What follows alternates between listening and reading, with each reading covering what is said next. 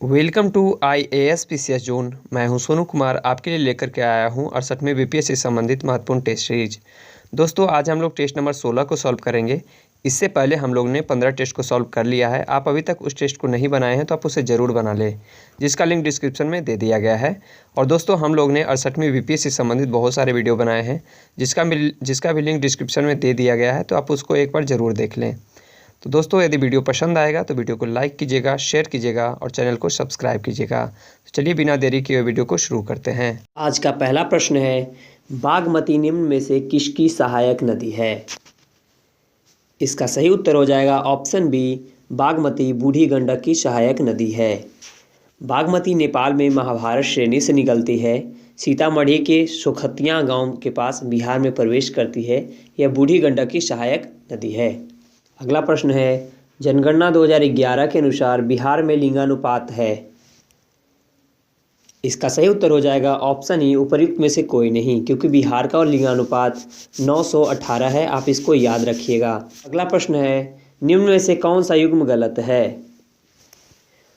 सर्वाधिक जनसंख्या वाला जिला पटना है, यह सत्य है। न्यूनतम जनसंख्या वाला जिला शेखपुरा है, यह भी सत्य है। सबसे कम लिंगानुपात वाला जिला शिवहर है, यह गलत है, क्योंकि सबसे कम लिंगानुपात वाला जिला मुंगेर है। तो यह कथन सी गलत हो जाएगा। सर्वाधिक लिंगानुपात वाला जिला मुंगेर है, यह भी कथन गलत है, क्योंकि सर्वाधिक लिंगानुपात वाला जिला गोपालगंज है। आप इसको याद रखिएगा। इस प्रकार इसका सही उत्तर हो जाएगा उपर्युक्त में से एक से अधिक। अगला प्रश्न है, निम्न में से कौन अफ्रीका महाद्वीप का सबसे बड़ा द्वीप है? इसका सही उत्तर हो जाएगा ऑप्शन ए, मेडागास्कर। मेडागास्कर जो कि हिंद महासागर में अवस्थित है, अफ्रीका महादेश का सबसे बड़ा द्वीप है। दुनिया का सबसे बड़ा द्वीप ग्रीनलैंड है। आप इसको भी याद रखेंगे। अगला प्रश्न है, समुद्री जल में सर्वाधिक मात्रा निम्न में से किस लवण की होती है? इसका सही उत्तर हो जाएगा ऑप्शन सी, सोडियम क्लोराइड का। अगला प्रश्न है, माउंट हेरियट कहाँ स्थित है? इसका सही उत्तर हो जाएगा ऑप्शन सी, दक्षिणी अंडमान में। अगला प्रश्न है, लद्दाख पर्वत श्रेणी निम्न में से हिमालय के किस भाग में स्थित है? इसका सही उत्तर हो जाएगा ऑप्शन सी, ट्रांस हिमालय में। लद्दाख श्रेणी जो है यह ट्रांस हिमालय में स्थित है। अगला प्रश्न है, सूची 1 एवं सूची 2 का सही मिलान करें। तो न्योरो घाटी जो है असम में है, यह सत्य है। चुम्बी घाटी तिब्बत में है, यह भी सत्य है। दुजुक घाटी नागालैंड में है, यह भी सत्य है। युगथांग घाटी जो है सिक्किम में है, यह भी सत्य है। सही मिलान हो जाएगा 1, 2, 3 और 4। अगला प्रश्न है, वह कौन सा वायुम है जो दोनों गोलार्धों में पश्चिमी भाग में 30 डिग्री से 45 डिग्री अक्षांशों के मध्य पाया जाता है? इसका सही उत्तर हो जाएगा भूमध्यसागरीय वन वायुम। आपको बता दें कि भूमध्यसागरीय वन वायुम जो है दोनों गोलार्धों में पश्चिमी भाग में 30 डिग्री से लेकर के 45 डिग्री अक्षांशों के मध्य पाया जाता है, तथा यहाँ वनस्पतियों की पत्तियाँ मोटी तथा कठोर और तनों की छाल जो होती है वो मोटी होती है। तो आप इसको याद रखिएगा। इस प्रकार इसका सही उत्तर हो जाएगा ऑप्शन बी। अगला प्रश्न है, किसी पारितंत्र में जैव विविधता के अधिक होने का क्या परिणाम होता है? इसका सही उत्तर हो जाएगा अधिक जैव विविधता पारितंत्र को मजबूत बनाती है। यह कथन सत्य हो जाएगा। अगला प्रश्न है, यदि भारत के कर्क रेखा के स्थान पर विषुवत रेखा होती तो यहाँ की जलवायु पर जो प्रभाव पड़ता वह क्या होता? तो इसका सही उत्तर हो जाएगा ऑप्शन ए, अधिक ताप एवं अधिक वर्षा। आपको बता दें कि यदि भारत में कर्क रेखा के स्थान पर विषुवत रेखा होती तो यहाँ अधिक ताप एवं अधिक वर्षा होती। अगला प्रश्न है, मध्य प्रदेश में स्थित पन्ना नेशनल पार्क से निम्न में से कौन सी नदी प्रवाहित होती है? यानी पन्ना नेशनल पार्क से कौन सी नदी प्रवाहित होती है? तो इसका सही उत्तर हो जाएगा ऑप्शन सी, के नदी। आप इसको याद रखेंगे। अगला प्रश्न है, ग्राम सभा की सदस्यता हेतु प्रत्येक ग्रामीण की आयु कम से कम कितनी होनी चाहिए? तो इसका सही उत्तर हो जाएगा ऑप्शन डी, 18 वर्ष। ग्राम सभा को ग्राम पंचायत की विधायिका कहा जाता है। आप इसे भी याद रखिएगा, जिसकी सदस्यता हेतु प्रत्येक ग्रामीण की आयु कम से कम 18 वर्ष होनी चाहिए। अगला प्रश्न है, बिहार में प्रथम बार राष्ट्रपति शासन कब लागू किया गया था? इसका सही उत्तर हो जाएगा ऑप्शन बी 1968 में। आपको बता दें कि बिहार में प्रथम बार राष्ट्रपति शासन 29 जून 1968 से 26 फरवरी 1969 तक लागू किया गया था। इस समय बिहार के राज्यपाल जो थे वो नित्यानंद कानूनगो थे। बिहार में अंतिम बार राष्ट्रपति शासन मार्च 2005 में लागू किया गया था। तो इस प्रकार इसका सही उत्तर हो जाएगा ऑप्शन बी। अगला प्रश्न है, भारत बांग्लादेश भूमि हस्तांतरण समझौता किस संविधान संशोधन के माध्यम से लागू किया गया? इसका सही उत्तर हो जाएगा ऑप्शन सी 100वां संविधान संशोधन के द्वारा। अगला प्रश्न है, आपात उपबंध का संबंध संविधान के किस भाग से है? तो इसका सही उत्तर हो जाएगा ऑप्शन डी भाग 18 से। भाग 18 से आपात उपबंध का संबंध है और भारतीय संविधान के अनुच्छेद 352 से लेकर के 360 तक में जो है आपात उपबंध का वर्णन किया गया है। तो आप इसको भी याद रखेंगे। अगला प्रश्न है, निम्न में से कौन सी विशेषता आयरलैंड के संविधान से नहीं ली गई है? तो इसका सही उत्तर हो जाएगा ऑप्शन डी। ऑप्शन डी, राज्यपाल की जो केंद्र द्वारा राज्यपाल की जो नियुक्ति है यह कनाडा से लिया गया है, ना कि आयरलैंड के संविधान से लिया गया है। तो इस प्रकार इसका सही उत्तर हो जाएगा ऑप्शन डी। अगला प्रश्न है, संविधान के निर्वाचन से संबंधित मामलों के लिए सर्वोच्च न्यायालय में कम से कम कितने न्यायाधीशों की पीठ होनी चाहिए? तो इसका सही उत्तर हो जाएगा ऑप्शन बी, कम से कम 5 होनी चाहिए। आपको बता दें, संविधान के निर्वाचन से संबंधित किसी भी मामलों में कम से कम 5 न्यायाधीशों की पीठ का गठन सुप्रीम कोर्ट के द्वारा किया जाता है। अगला प्रश्न है, निम्नलिखित में से कौन सा युग्म सुमेलित नहीं है? तो इसका सही उत्तर हो जाएगा ऑप्शन डी, अनुच्छेद 50। अनुच्छेद 50 में कार्यपालिका से न्यायपालिका का पृथक्करण, जबकि अंतर्राष्ट्रीय शांति एवं सुरक्षा की अभिवृद्धि अनुच्छेद 51 में वर्णित है। तो इस प्रकार इसका सही उत्तर हो जाएगा ऑप्शन डी। अगला प्रश्न है, भारत के संविधान के अंतर्गत धन विधेयक को प्रस्तुत किया जाता है। तो धन विधेयक को कौन से सदन में प्रस्तुत किया जाता है? इसका सही उत्तर हो जाएगा ऑप्शन ए, लोकसभा में। धन संबंधित कोई भी विधेयक होगा, वित्त संबंधी कोई भी विधेयक होगा तो वह लोकसभा में ही प्रस्तुत किया जाएगा। अगला प्रश्न है, लोक लेखा समिति अपनी रिपोर्ट किसे सौंपती है? इसका सही उत्तर हो जाएगा ऑप्शन डी, लोकसभा अध्यक्ष को। अगला प्रश्न है, निम्नलिखित में से किस अनुच्छेद में वर्णित है कि एक व्यक्ति को 2 या अधिक राज्यों का राज्यपाल बनाया जा सकता है? तो इसका सही उत्तर हो जाएगा ऑप्शन सी, अनुच्छेद 153 में। यदि हम बात करें अनुच्छेद 156 की, तो इसमें राज्यपाल की पदावधि का बात किया गया है। यदि हम बात करें अनुच्छेद 157 की, तो इसमें कहा गया है राज्यपाल नियुक्त होने के लिए राज्यपाल की क्या क्या हर्ताएँ होंगी, इसका वर्णन 157 में किया गया है। यदि हम अनुच्छेद 158 की बात करें तो राज्यपाल पद के लिए शर्तें कुछ हैं, उसको इस अनुच्छेद 158 में वर्णित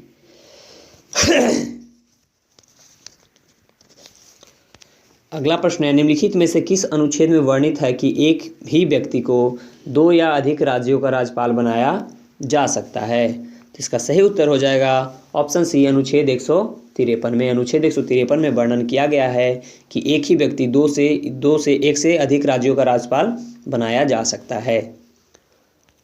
अगला प्रश्न है, वर्तमान में लोकसभा में संघ राज्य क्षेत्र से लोकसभा में कितने संसद सदस्य चुनकर आते हैं? तो इसका सही उत्तर हो जाएगा ऑप्शन डी, 19 सदस्य। अगला प्रश्न है, भारत में सर्वप्रथम महिला मुख्यमंत्री किस राज्य में नियुक्त हुई थी? तो इसका सही उत्तर हो जाएगा ऑप्शन बी, उत्तर प्रदेश में। आपको मालूम होगा कि सुचित्रा कृपलानी मुख्यमंत्री बनने वाली भारत की प्रथम महिला थी, जो कि 1663 ईस्वी में माफ कीजिएगा, जो कि 1963 ईस्वी में बनी थी। आप इसको भी याद रखेंगे। अगला प्रश्न है, निम्नलिखित में से किन्होंने राष्ट्रपति नियुक्त होने से पूर्व उपराष्ट्रपति के पद पर कार्य नहीं किया था? इसका सही उत्तर हो जाएगा ऑप्शन ए, नीलम संजीव रेड्डी। उपरोक्त में से नीलम संजीव रेड्डी ही ऐसे राष्ट्रपति रहे हैं जिन्होंने उपराष्ट्रपति के पद पर कार्य नहीं किया है। अगला प्रश्न है, मौलिक अधिकारों एवं अल्पसंख्यकों हेतु संविधान सभा द्वारा गठित समिति के अध्यक्ष कौन थे? इसका सही उत्तर हो जाएगा ऑप्शन डी, सरदार वल्लभ भाई पटेल। अगला प्रश्न है, निम्नलिखित शासकों में से किसका उल्लेख अशोक के अभिलेखों में मिलता है? इसका सही उत्तर हो जाएगा चोल, चेर और पांड्य। इन सब का जो उल्लेख है अशोक के द्वितीय अभिलेख में मिलता है। तो इस प्रकार इसका सही उत्तर हो जाएगा ऑप्शन ई, उपर्युक्त में से एक से अधिक। अगला प्रश्न है ऋग्वेद में गंगा का उल्लेख कितनी बार किया गया है? इसका सही उत्तर हो जाएगा ऑप्शन डी, एक बार। यदि आपसे पूछे कि गंगा का उल्लेख जो है ऋग्वेद के कौन से मंडल में किया गया है तो आप ये भी याद रखेंगे ये 10वें मंडल में किया गया है। अगला प्रश्न है चंद्रगुप्त मौर्य एवं सेल्यूकस के बीच वैवाहिक संबंधों की जानकारी किसने दी है? तो इसका सही उत्तर हो जाएगा ऑप्शन ए, एपियान ने। अगला प्रश्न है इक्ता व्यवस्था को शुरू करने का श्रेय किस सुल्तान को जाता है?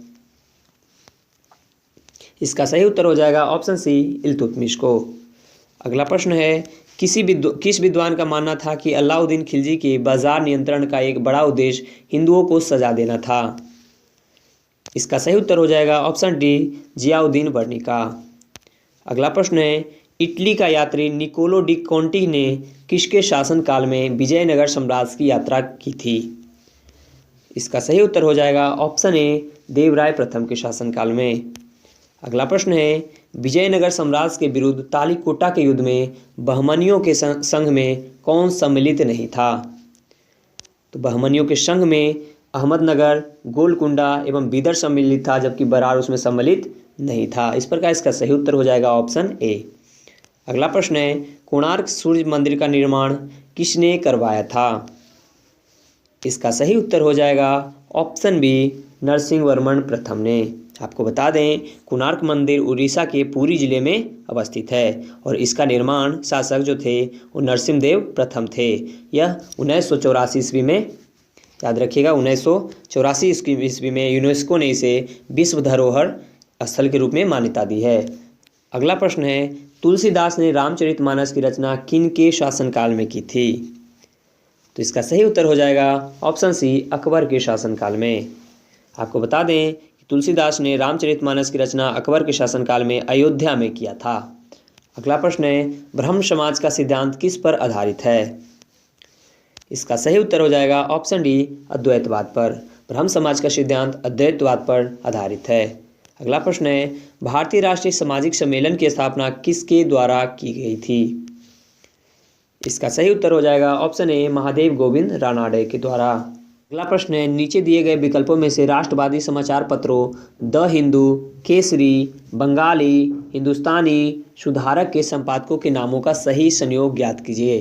तो आपको बता दें कि द हिंदू के जो संपादक थे वो जी सुब्रमण्यम अय्यर थे, और यदि हम केसरी की बात करें तो केसरी के संपादक बाल गंगाधर तिलक थे, और बंगाली के संपादक एस.एन. बनर्जी थे, और हिंदुस्तानी के संपादक गंगा प्रसाद वर्मा थे, और वहीं सुधारकर के संपादक गोपाल कृष्ण गोखले थे। तो इस प्रकार इसका सही उत्तर हो जाएगा ऑप्शन डी। अगला प्रश्न है निम्नलिखित में से कौन सा विद्रोह सबसे पहले हुआ था? तो इसका सही उत्तर हो जाएगा ऑप्शन ए, बंगाल का सिपाही विद्रोह। आपको बता दें कि बंगाल का जो सिपाही विद्रोह हुआ था वो 1764 ईस्वी में हुआ था। आप इसको याद रखेंगे। अगला प्रश्न है 1857 की क्रांति के विकास का सही कालानुक्रम क्या है? तो इसका सही उत्तर हो जाएगा ऑप्शन सी, सर्वप्रथम दिल्ली, फिर लखनऊ, फिर कानपुर और इलाहाबाद। अगला प्रश्न है 1857 की क्रांति के बारे में किसने कहा था कि यह अंग्रेजों के विरुद्ध हिंदू और मुसलमानों का षड्यंत्र है? इसका सही उत्तर हो जाएगा ऑप्शन डी, टेलर और आउटरम ने। टेलर और आउटरम ने कहा था कि यह अंग्रेजों के विरुद्ध हिंदू और मुसलमानों का षड्यंत्र है। अगला प्रश्न है भारतीय राष्ट्रीय कांग्रेस के स्थापना सत्र की अध्यक्षता किसने की थी? तो इसका सही उत्तर हो जाएगा ऑप्शन ए, व्योमेश चंद्र बनर्जी।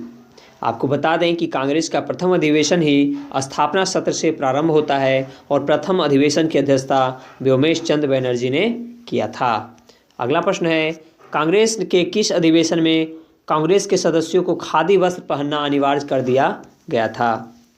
तो इसका सही उत्तर हो जाएगा ऑप्शन बी, 1926 के गुवाहाटी अधिवेशन में। आपको और बता दें कांग्रेस के 1926 के गुवाहाटी अधिवेशन में कांग्रेस के सदस्यों को खादी वस्त्र पहनना अनिवार्य कर दिया गया। इस अधिवेशन की अध्यक्षता श्री निवास अयंगर ने किया था। अगला प्रश्न है डॉक्टर राजेंद्र प्रसाद ने किसे पाकिस्तान का जन्मदाता माना है? तो इसका सही उत्तर हो जाएगा ऑप्शन सी लॉर्ड मिंटो को। अगला प्रश्न है, निम्नलिखित में से किसे अंग्रेजों द्वारा इंडियन सिविल सर्विसेज से बर्खास्त कर दिया गया था? इसका सही उत्तर हो जाएगा ऑप्शन डी सुरेंद्र नाथ बनर्जी को। अगला प्रश्न है, महाराष्ट्र महाजन सभा की स्थापना में कौन सम्मिलित नहीं थे? इसका सही उत्तर हो जाएगा option C M G. Ranade. M G. Ranade जो थे यह मद्रास महाजन सभा की स्थापना में सम्मिलित नहीं थे। अगला प्रश्न है, कांग्रेस के जनक ह्यूम के बारे में किसने लिखा है कि ह्यूम स्वतंत्रता के पुजारी थे और उनका हृदय भारत की दुर्दशा पर रोता था? तो इसका सही उत्तर हो जाएगा ऑप्शन सी लाला लाजपत राय ने। अगला प्रश्न है, किस घटना के बाद महात्मा गांधी ने असहयोग आंदोलन को अपनी हिमालय जैसी भूल बताई थी? तो इसका सही उत्तर हो जाएगा ऑप्शन ए चौरा चौरी की घटना को। अगला प्रश्न है, न्यू लैप्स फॉर ओल्ड नामक लेखमाला के लेखक कौन थे? इसका सही उत्तर हो जाएगा ऑप्शन ए अरविंद घोष। अरविंद घोष ने ही न्यू लैप्स फॉर ओल्ड नामक पुस्तक लिखी है। अगला प्रश्न है, अभिनव भारत के किस सदस्य को बम बनाने की कला सीखने के लिए पेरिस भेजा गया था? तो इसका सही उत्तर हो जाएगा ऑप्शन बी एन बापट को।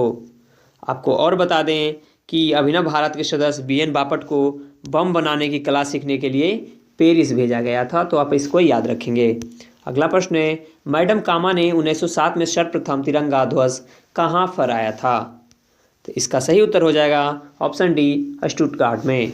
आपको बता दें कि 22 अगस्त 1907 को मैडम कामा द्वारा जर्मनी के स्टुटगार्ट में भारतीय झंडा तिरंगा को फहराया गया था। इस घटना को बर्लिन कमेटी फ्लैग भी कहा जाता है। अगला प्रश्न है, 20वीं सदी के प्रारंभिक वर्षों में कांग्रेस में विभाजन की प्रक्रिया शुरू हुई।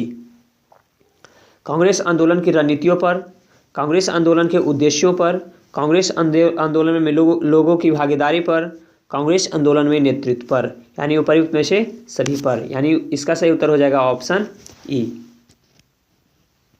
अगला प्रश्न है, निम्नलिखित में से किसकी कमी के कारण मानव शरीर में धीमी वृद्धि होती है?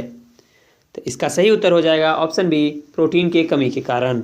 अगला प्रश्न है, निम्नलिखित विधियों में से कौन सी विधि से मिश्रित पदार्थों का पृथक्करण किया जाता है? तो निस्तारण, निष्पावन, निस्यंदन और थ्रेसिंग, ये सारे विधियों से जो है ये पदार्थों का पृथक्करण किया जाता है। इसका सही उत्तर हो जाएगा ऑप्शन ई। अगला प्रश्न है, निम्न में से कौन सा युग्म सही सुमेलित नहीं है? केरोटीन प्रोटीन, यह सत्य है। एड्रीनेलिन पेंजाइम, यह गलत है। एड्रीनेलिन हार्मोन्स होगा, तो इसलिए इसका सही उत्तर हो जाएगा ऑप्शन बी।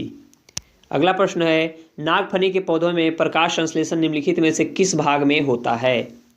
तो इसका सही उत्तर हो जाएगा ऑप्शन ए तना में। अगला प्रश्न है, निम्नलिखित में से कौन सा रासायनिक पदार्थ पान मसाला में पाया जाता है और कैंसर का कारण बनता है? तो इसका सही उत्तर हो जाएगा ऑप्शन ए मैग्नीशियम कार्बोनेट। अगला प्रश्न है, पेट्रोल में लगी आग को बुझाने में जल प्रभावी नहीं होता है क्योंकि? उसमें क्या होता है? तो इसका सही उत्तर हो जाएगा जल व पेट्रोल अघुलनशील है, जिस कारण पेट्रोल जल के ऊपर एक परत बनाता है, अतः पेट्रोल जलता रहता है। अगला प्रश्न है, सूची 1 को सूची 2 के साथ सुमेलित कीजिए और सूचियों के नीचे दिए गए कूट का प्रयोग कर सही उत्तर का चुनाव कीजिए। इसका सही उत्तर हो जाएगा फैदोमीटर समुद्र की गहराई, फैदोमीटर समुद्र की गहराई।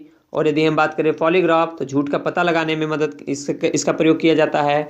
ऑडियोमीटर इसका हम प्रयोग करते हैं वाहन द्वारा तय की गई दूरी को नापने के लिए। लक्स मीटर यह प्रकाश की तीव्रता को मापता है। इस प्रकार इसका सही उत्तर हो जाएगा ऑप्शन ए। अगला प्रश्न है, घरेलू ईंधन के रूप में प्रयुक्त एलपीजी में मुख्यतः क्या होता है? तो इसका सही उत्तर हो जाएगा ऑप्शन ई, क्योंकि उसमें मीथेन, प्रोपेन, एथिलीन और ब्यूटेन भी होता है, इसलिए इसका सही उत्तर हो जाएगा ऑप्शन ई। अगला प्रश्न है, आग बुझाने वाले कर्मचारियों के परिधानों पर एक परत चढ़ी होती है जो उसे अग्निरोधक बनाती है। यह परत निम्नलिखित में से किसकी होती है? तो इसका सही उत्तर हो जाएगा ऑप्शन ए मेलामाइन का। अगला प्रश्न है, निम्नलिखित में से किस विटामिन को एग्रोकैल्सिफेरॉल कहते हैं? तो इसका सही उत्तर हो जाएगा ऑप्शन ए विटामिन D2 को। अगला प्रश्न है, अनुवांशिकीय चिकित्सा के अंतर्गत अनुवांशिक विकार के साथ पैदा हुए बच्चों के उपचार हेतु जीन को व्यक्ति के किस भाग से लिया जाता है? इसका सही उत्तर हो जाएगा ऑप्शन सी, कोशिका से। अगला प्रश्न है, किसके अवशोषण में विटामिन सी मदद करता है? तो इसका सही उत्तर हो जाएगा ऑप्शन बी, लौह के। अगला प्रश्न है, इंडोर वायु प्रदूषण का सर्वाधिक महत्वपूर्ण प्रदूषक है? तो इसका सही उत्तर हो जाएगा ऑप्शन सी, रेडॉन गैस का।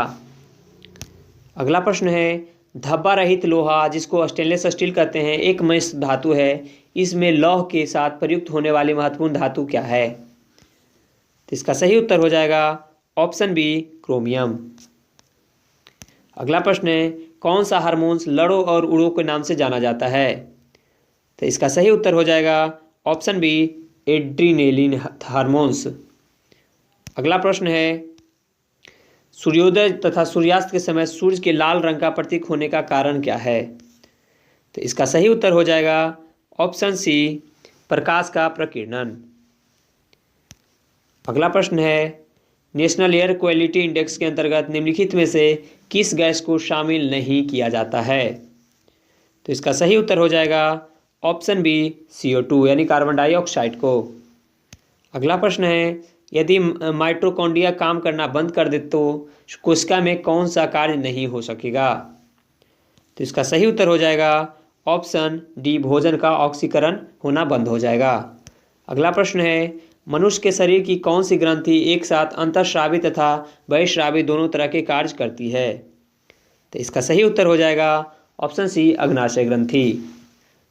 अगला प्रश्न है, दांतों के क्षय को रोकने के लिए अधिकांश टूथपेस्ट में क्या होता है? इसका सही उत्तर हो जाएगा ऑप्शन सी, फ्लोराइड।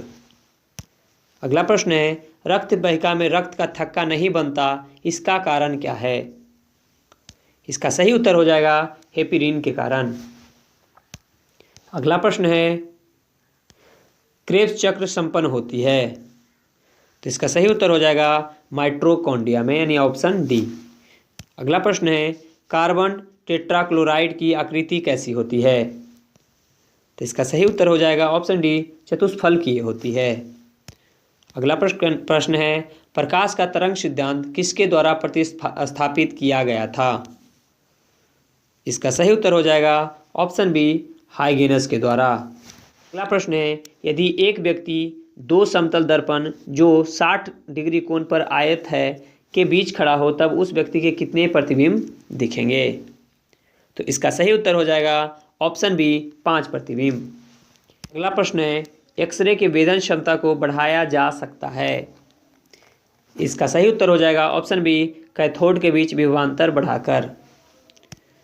अगला प्रश्न है, किसी चालक का प्रतिरोध निर्भर करता है? तो इसका सही उत्तर हो जाएगा चालक की लंबाई पर, चालक के पदार्थ की प्रकृति पर और चालक के अनुतष्ट काट के क्षेत्रफल पर, यानी 1, 2 और 3, ऑप्शन डी। अगला प्रश्न है, राष्ट्रीय पंचायत राज दिवस निम्नलिखित में से कब मनाया जाता है? तो इसका सही उत्तर हो जाएगा ऑप्शन सी, 24 अप्रैल को। अगला प्रश्न है, निम्नलिखित में से किस राज्य सरकार ने स्कूल चलो अभियान पहल शुरू की है? तो इसका सही उत्तर हो जाएगा ऑप्शन डी, उत्तर प्रदेश सरकार ने। अगला प्रश्न है, भारत का शुद्ध हरित हाइड्रोजन गैस संयंत्र निम्नलिखित में से किस राज्य में शुरू किया गया है? तो इसका सही उत्तर हो जाएगा ऑप्शन सी, असम में। अगला प्रश्न है, रायसीना डायलॉग 2022 के 7वें संस्करण के उद्घाटन में मुख्य अतिथि निम्नलिखित में से कौन थे? तो इसका सही उत्तर हो जाएगा option D, Ursula von der Leyen. आपको बता दें कि रायसीना संवाद 2022 के उद्घाटन में मुख्य अतिथि जो थी यूरोपीय आयोग की अध्यक्ष उर्सुला वॉन डेर लेयेन थे। तो इस प्रकार इसका सही उत्तर हो जाएगा ऑप्शन डी। अगला प्रश्न है, 2026 राष्ट्रमंडल खेल की मेज़बानी किस देश के द्वारा की जाएगी? तो इसका सही उत्तर हो जाएगा ऑप्शन सी, ऑस्ट्रेलिया के द्वारा। अगला प्रश्न है, हरीश मेहता द्वारा लिखी गई पुस्तक द मेवरिक इफेक्ट किस भारतीय संस्थान की गठन का वर्णन करती है? तो इसका सही उत्तर हो जाएगा ऑप्शन सी, नैसकॉम की। अगला प्रश्न है, भारत का पहला स्किल इंडिया इंटरनेशनल सेंटर कहाँ पर उद्घाटन किया गया है? इसका सही उत्तर हो जाएगा ऑप्शन बी भुवनेश्वर में। अगला प्रश्न है, विश्व खाद्य पुरस्कार फाउंडेशन ने विश्व खाद्य पुरस्कार 2022 से किसे सम्मानित किया है? तो इसका सही उत्तर हो जाएगा ऑप्शन डी डॉक्टर सिंथिया रोसेनबेग को। अगला प्रश्न है, सेवानिवृत्ति कर्मचारियों को पुरानी पेंशन योजना प्रारंभ करने वाला पहला राज्य निम्नलिखित में से कौन बन गया है? इसका सही उत्तर हो जाएगा ऑप्शन डी छत्तीसगढ़। अगला प्रश्न है, प्रधानमंत्री नरेंद्र मोदी के द्वारा सरदार पटेल की प्रतिमा का अनावरण वर्चुअल तरीके से किस देश में किया गया है? इसका सही उत्तर हो जाएगा ऑप्शन ए कनाडा में। जीतो कनेक्ट 2022 शिखर सम्मेलन की थीम क्या थी? इसका सही उत्तर हो जाएगा option A together towards tomorrow. अगला प्रश्न है, मई 2022 को रिपोर्टर्स विदाउट बॉर्डर्स के द्वारा जारी रिपोर्ट के अनुसार विश्व प्रेस स्वतंत्रता सूचकांक में भारत का रैंक क्या है? तो इसका सही उत्तर हो जाएगा भारत का रैंक 150वां है। अगला प्रश्न है, चीरू नौसैनिक अभ्यास निम्नलिखित में से किन दो देशों के बीच होता है? तो इसका सही उत्तर हो जाएगा ऑप्शन सी रूस, ईरान और चीन के बीच चीरू नाम का नौसैनिक अभ्यास होता है। अगला प्रश्न है, हाल ही में शुरू की गई मिशन गुणवत्ता अभियान किससे संबंधित है? तो इसका सही उत्तर हो जाएगा ऑप्शन बी सदर अस्पतालों में चिकित्सकीय व्यवस्था से। अगला प्रश्न है, हाल ही में किस भारतीय महिला टेनिस खिलाड़ी ने संन्यास की घोषणा की है? इसका सही उत्तर हो जाएगा सानिया मिर्जा ने। अगला प्रश्न है, निम्नलिखित में से किन्हें उर्दू भाषा यानी साहित्य अकादमी पुरस्कार 2021 दिया गया है? इसका सही उत्तर हो जाएगा ऑप्शन ए चंद्रभान ख्याल को। अगला प्रश्न है, भारतीय महिला आयोग स्थापना दिवस निम्नलिखित में से किस दिन मनाया जाता है? इसका सही उत्तर हो जाएगा 31 जनवरी को यानी ऑप्शन ए। अगला प्रश्न है, जनवरी 2022 में किस मध्य एशियाई देश में ईंधन की बढ़ती कीमतों के कारण आपातकाल की घोषणा की गई? तो इसका सही उत्तर हो जाएगा ऑप्शन सी कजाकिस्तान में। अगला प्रश्न है, किस राज्य सरकार ने प्राकृतिक गैस फर्म गेल के साथ राज्य में पर्यावरण के अनुकूलन ईंधन के उत्पादन में सहयोग के लिए 5 जनवरी को एक समझौता ज्ञापन यानी MOU पर हस्ताक्षर किए हैं? तो इसका सही उत्तर हो जाएगा ऑप्शन बी ओडिशा सरकार ने। अगला प्रश्न है, नीतीश कुमार ने अब तक कितनी बार मुख्यमंत्री पद की शपथ ली है? तो इसका सही उत्तर हो जाएगा ऑप्शन बी 8 बार। अगला प्रश्न है, आवास एवं शहरी कार्य मंत्रालय के स्मार्ट सिटी मिशन ने कब से smart cities and academia towards action and research कार्यक्रम शुरू किया है? तो इसका सही उत्तर हो जाएगा ऑप्शन ए 5 जनवरी को। अगला प्रश्न है, भारत की पहली माइग्रेशन मॉनिटरिंग सिस्टम का उद्घाटन किस शहर में किया गया? तो इसका सही उत्तर हो जाएगा ऑप्शन सी मुंबई में। अगला प्रश्न है, निम्नलिखित में से ब्रांड इंडिया अभियान किस मंत्रालय से संबंधित है? इसका सही उत्तर हो जाएगा ऑप्शन ए वाणिज्य एवं उद्योग मंत्रालय से। अगला प्रश्न है, भारत का पहला क्रिप्टो करेंसी इंडेक्स यानी IC15 किसने लॉन्च किया? तो इसका सही उत्तर हो जाएगा ऑप्शन बी क्रिप्टोवेयर ने। अगला प्रश्न है, ग्लोबल स्किल ट्रेनर अवार्ड 2022 निम्नलिखित में से किसे दिया गया है? इसका सही उत्तर हो जाएगा डॉक्टर बीरबल झा को। अगला प्रश्न है, बिहार में तीसरा वाटर स्पोर्ट्सिंग सेंटर कहाँ खोला गया? इसका सही उत्तर हो जाएगा ऑप्शन सी नवादा में।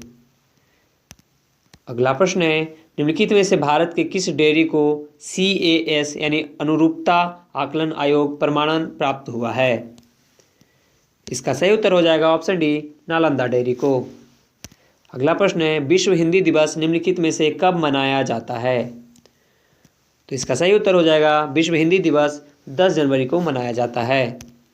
अगला प्रश्न है, निम्नलिखित में से बिहार के किस कॉलेज की वेधशाला को यूनेस्को की विश्व धरोहर वेधशालाओं की सूची में शामिल किया गया है? तो इसका सही उत्तर हो जाएगा option A Langat Singh college को।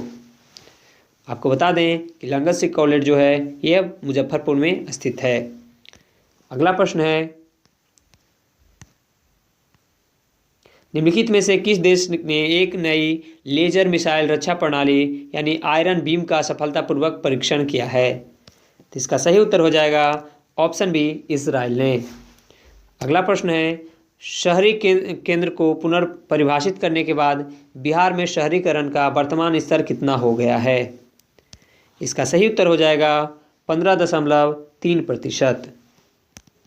अगला प्रश्न है, वर्ष 2020-21 में बिहार के निम्न में से किस जिले में ऋण जमा अनुपात राष्ट्रीय औसत से अधिक रहा?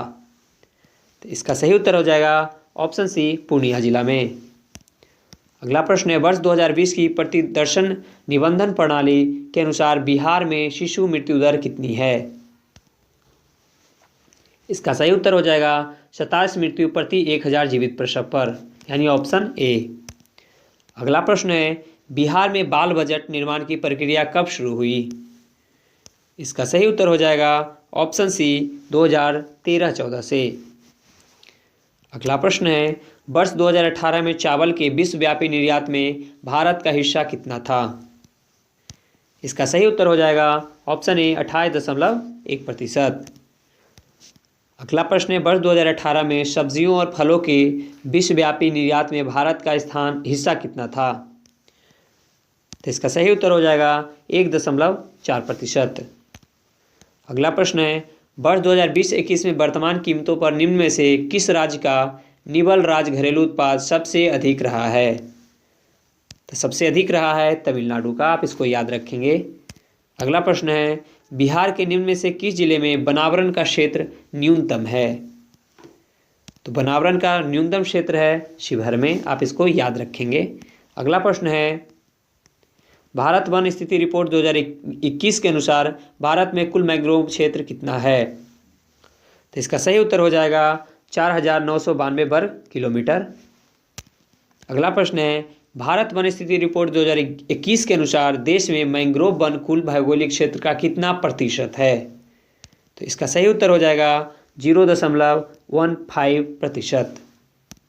अगला प्रश्न है, निम्नलिखित में से किस कमेटी या आयोग ने न्याय पंचायत बनाने की सिफारिश की थी? इसका सही उत्तर हो जाएगा अशोक मेहता कमेटी ने। अगला प्रश्न है, निम्नलिखित में से कौन सा कार्य स्थानीय स्वशासन के अधिकार क्षेत्र में नहीं आता है?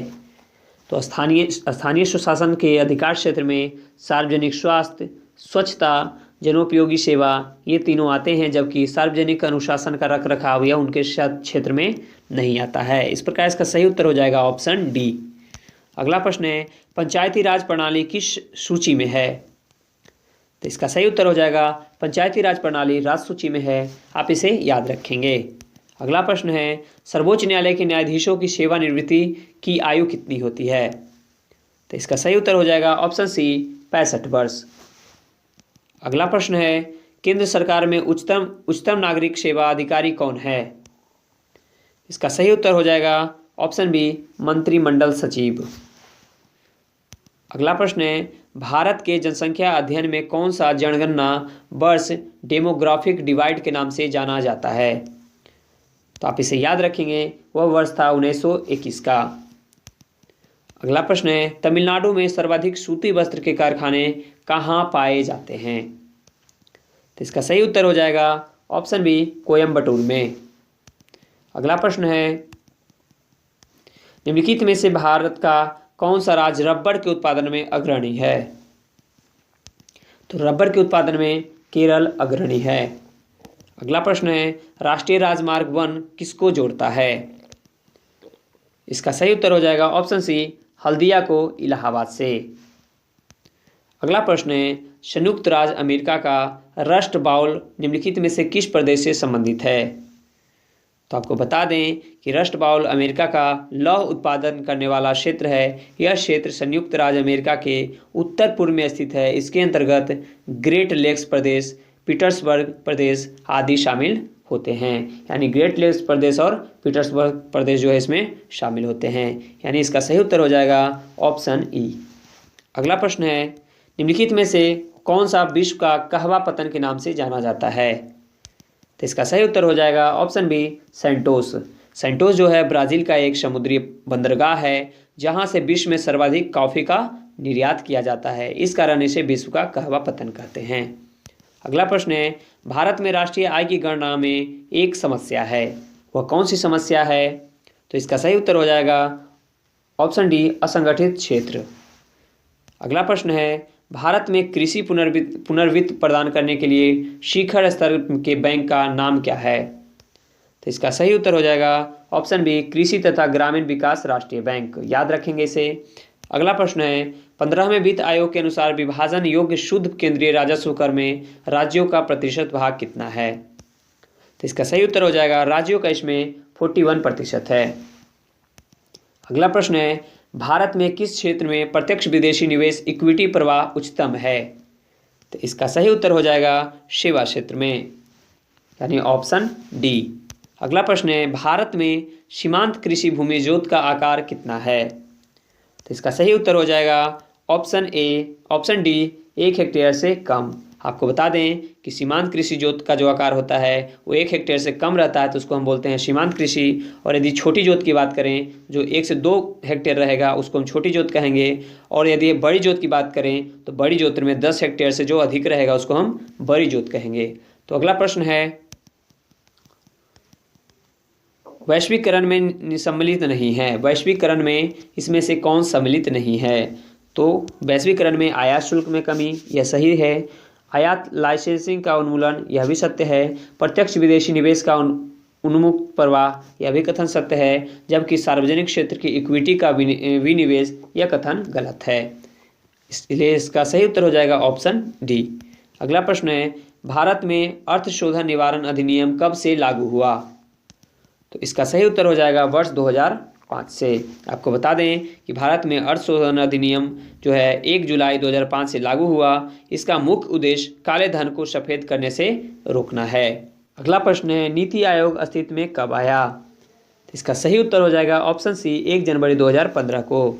आपको बता दें कि 1 जनवरी 2015 को नीति आयोग का गठन किया गया था। इसके पदेन अध्यक्ष की बात करें तो वह प्रधानमंत्री होते हैं, एवं यदि हम इसके उपाध्यक्ष की बात करें तो अभी वर्तमान में शुभन के बेरी हैं, और यदि हम सीईओ की बात करें तो अमिकांत दास हैं। तो इस प्रकार इसका सही उत्तर हो जाएगा ऑप्शन सी। अगला प्रश्न है, भारत सरकार ने अखिल भारतीय थोक कीमत सूचकांक के लिए आधार वर्ष 2004-5 से बदलकर किस वर्ष को बनाया है?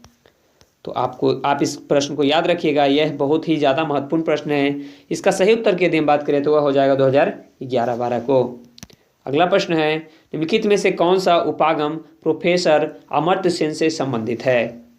तो इसका सही उत्तर हो जाएगा ऑप्शन बी, सक्षमता उपागम। इसके बारे में हम आपको बता दें कि सक्षमता उपागम के विकास में अमर्त्य सेन का अमूल्य योगदान है। सक्षमता उपागम का मुख्य उद्देश्य व्यक्ति की स्वतंत्रता, कल्याण की बहुआयामी लक्षणों का विकास एवं व्यक्ति विषमता को दूर करना है। प्रोफेसर अमर्त्य सेन को कल्याण अर्थशास्त्री के रूप में वर्ष 1998 में नोबेल पुरस्कार भी दिया गया था। तो इस प्रकार इसका सही उत्तर हो जाएगा ऑप्शन डी। प्रश्न संख्या 141 से 150 तक जो है यह गणित का है। तो इसका सॉल्यूशन हम आपको पीडीएफ फॉर्मेट में टेलीग्राम ग्रुप में प्रोवाइड करा देंगे, तो आप वहां से इसका मिलान कर लेंगे। दोस्तों, यह वीडियो आपको कैसा लगा? यदि अच्छा लगा हो तो वीडियो को लाइक कीजिए, शेयर कीजिए और मेरे चैनल को सब्सक्राइब कर दीजिए ताकि मुझे मोटिवेशन मिलता रहे। मिलते हैं अगले वीडियो में, तब तक के लिए जय हिंद।